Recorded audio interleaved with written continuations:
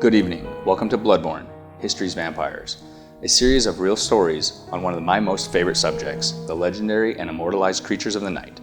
Some of you already may know me as Hyde, and tonight I'm excited to share our first real-life story relating to a vampire you may not have even heard of. Let's begin our first story with one of the most comparatively famous and best documented recounts of vampire hysteria. In 1725, a village called Kisilova in Serbia, possibly modern-day Kisiljevo, experienced a brief period of fear with the passing of Peter Blagojevich, considered by folklorist and author Paul Barber to be a quintessential European vampire.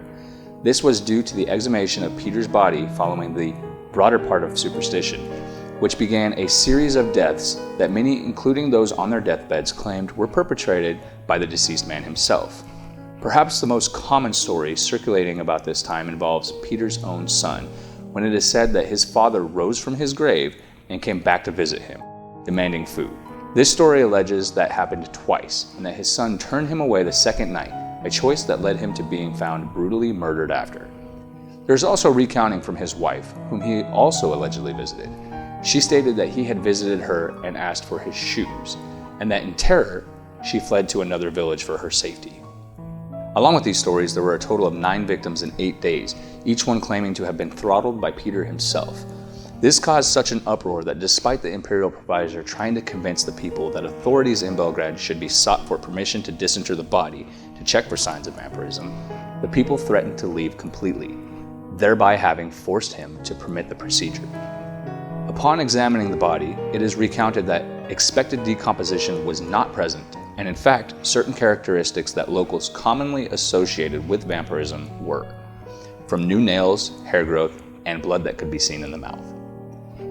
Instead of fear, it is said that the villagers reacted with outrage and proceeded to perform the most classic of vampire extermination techniques, staking the body through the heart, which was soon followed by burning the body. Authorities in Belgrade, after having been informed of the events which had taken place, apparently saw no need to intervene or take action. We know all of this through the publications of news at that time. This story was reported in Vienna's newspaper that has since changed titles, though it is still in publication today.